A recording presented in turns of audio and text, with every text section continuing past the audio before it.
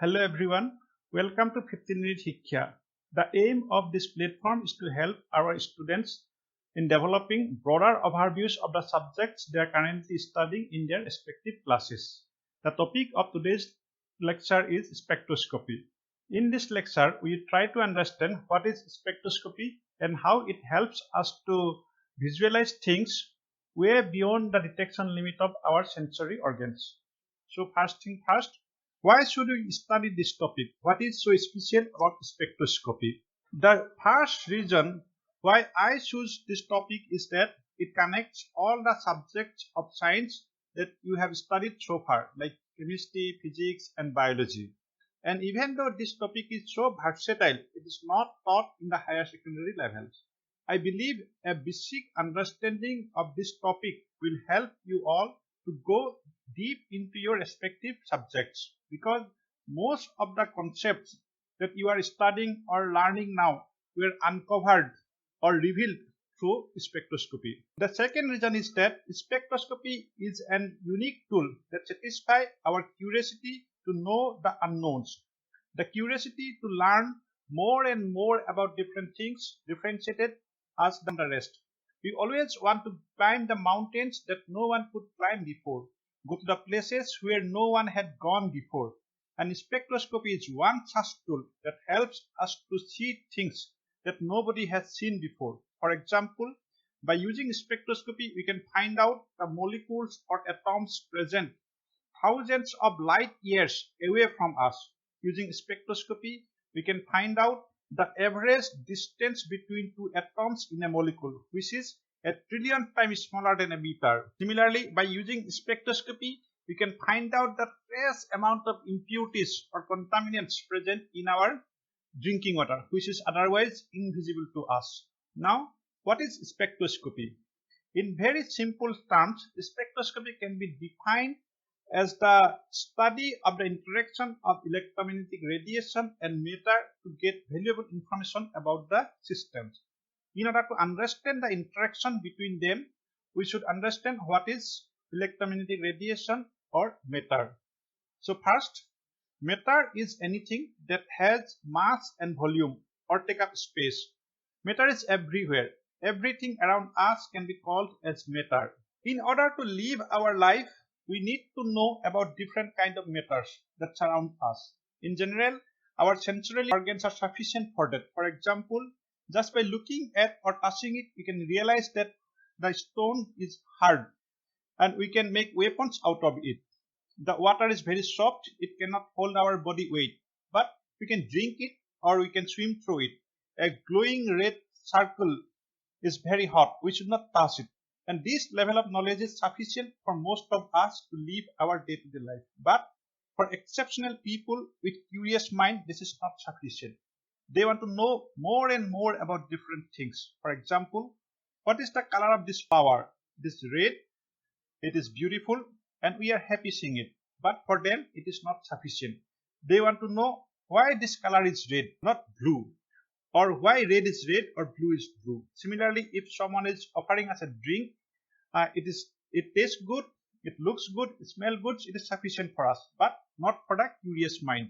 He or she would like to know why taste is good for some matter but not for other. Similarly, what is the origin of this beautiful color?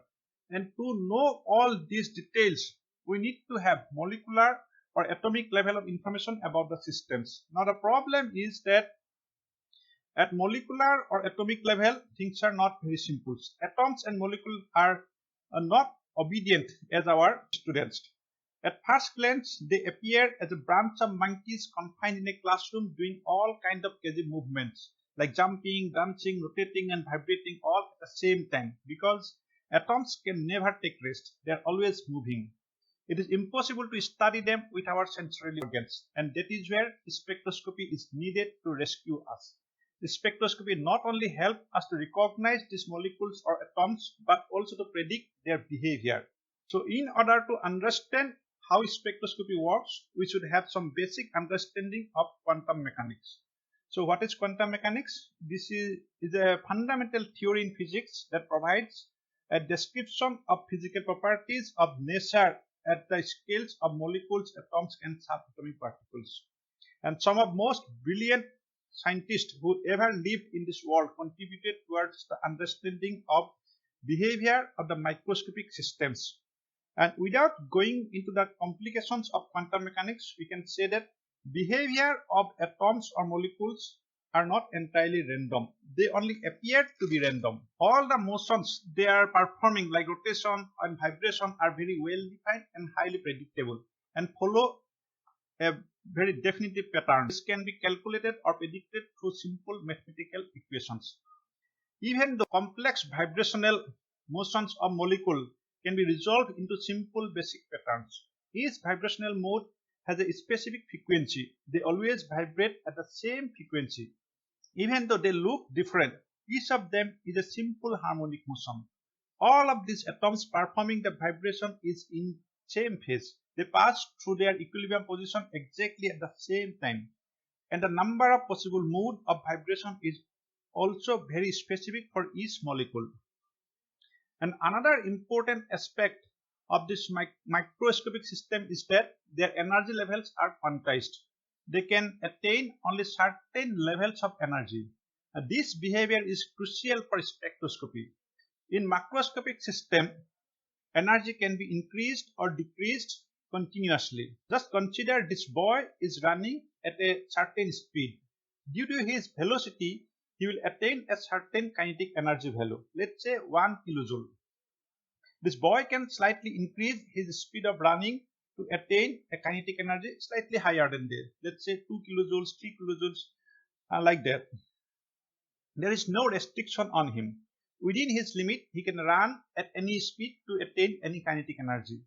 But at the molecular level, he cannot do that. He can attain only a very few predefined energy levels. If he is running at a certain initial speed of 1 kilojoule and we are providing some extra energy, he will not be able to take it. He will be able to take the energy only if it is sufficient go to the next energy level, that is here 3 kilojoules, and nothing less or more will be accepted. And these energy levels and the difference between them are the characteristics of that particular molecule or atoms, and it can be used to identify or recognize them.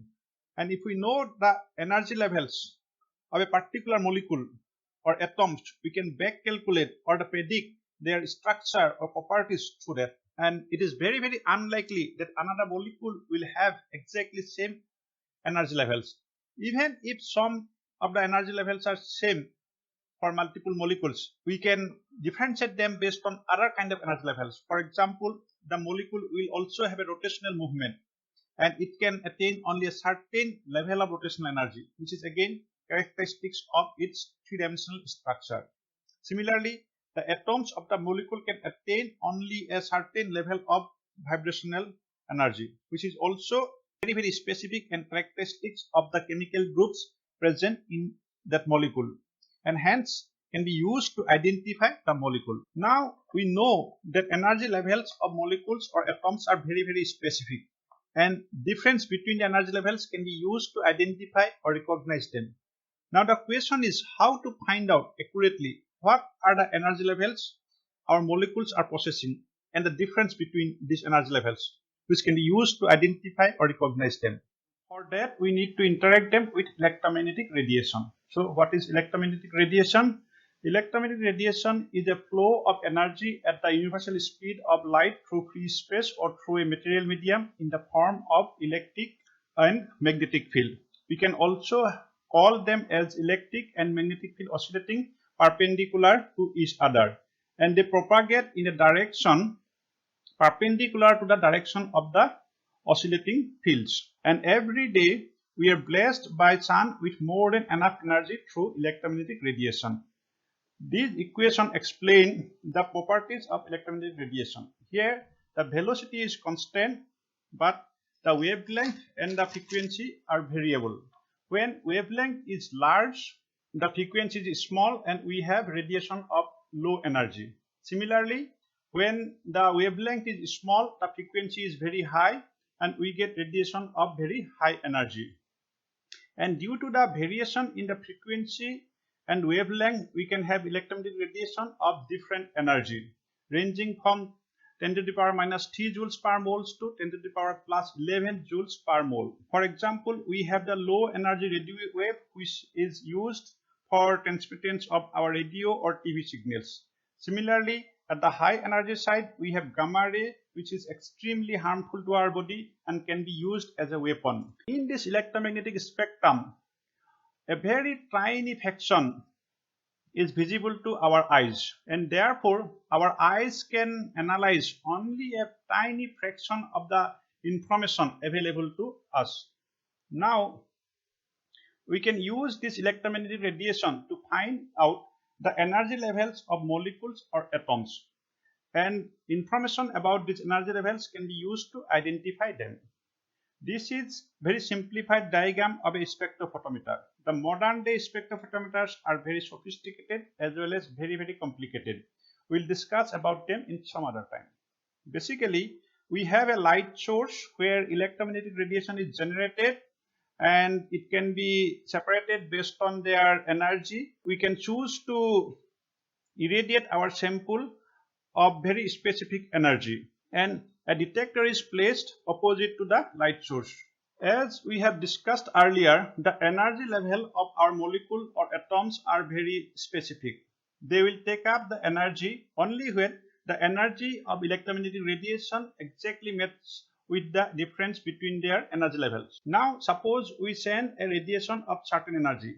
If it is not matched with the energy levels of the molecules or atoms, it will not be taken, and our detector will detect it as it is. We can send another electromagnetic radiation of slightly higher energy, and if we continuously increase or decrease the energy of electromagnetic radiation, at some time it will exactly match with the difference between the energy levels, and it will not reach the detector. Then detector can immediately tell us that this particular radiation is missing, and this must be the difference between the energy levels of the samples. In modern day, the detector will provide us with a spectrum where energy of the radiation will be plotted against the number of radiation absorbed by the sample, so that we can quickly understand what kind of sample it is. And this is an example of absorption spectroscopy. Similarly, we can also have emission spectroscopy, where by applying heat or intense radiation, we can take the molecule to the excited state. Once the molecule comes back to the ground state, it will irradiate the extra energy in the form of electromagnetic radiation, which will again match with its energy levels. And by identifying the energy of those emitted electromagnetic radiation, we can identify the molecules or atoms. Now, how exactly the interaction between electromagnetic radiation and matter take place? As I have discussed earlier, atoms or subatomic particles are never at rest. They always keep moving in a very periodic manner. Because of their periodic movement, an oscillating electric field is created. Similarly, the electromagnetic radiation also has an oscillating electric field. When the frequency of these two oscillating electric field matches, a resonance takes place, which causes the transfer of the energy. With that, I would like to end my today's lecture by showing one of my most favorite application of spectroscopy, that is to learn about the stars. Now we have very sophisticated instrumentations to analyze all the electromagnetic radiations coming from a star, and these curves shows the composition of the electromagnetic radiations coming out from the sun or stars. And we have the Wien's law that relates temperature of the hot objects with the composition of the electromagnetic radiation irradiated by the objects. And by using this equation, we can quickly tell what is the temperature of the star. Once we know the temperature, we can predict what kind of events are going on within its core. Similarly, if we minutely observe the spectrum, we'll see that some of the radiations are missing from their spectrum, because these particular radiations were not detected by the detector, and those missing lines represent the atoms of the surrounding atmosphere of the stars. We know that atoms also have very definite energy levels. They will take up the energy and go to the higher energy states, so our detector will not be able to detect them. The result, will get these black lines in our spectrum. By using them, we can identify what kind of atoms are there around that particular star. And by analyzing slight shifts In these lines, we can find out whether the star is coming towards us or going away from us, which is due to the Doppler shifts. Similarly, by analyzing the sharpness or broadness of these lines, we can find out the density of the gas molecules around the star. Because higher the density, higher the collisions, so higher the broadness in the spectral lines. Moreover, we do spectroscopy every day in our life. Moment we wake up, we start doing spectroscopy. For us, sun is the light source and all the matter around us are our samples. And our eyes are the detector that detect electromagnetic radiation, fall on it and send the information to our brain to process the data, and we get a complete picture of the things around us. Thank you.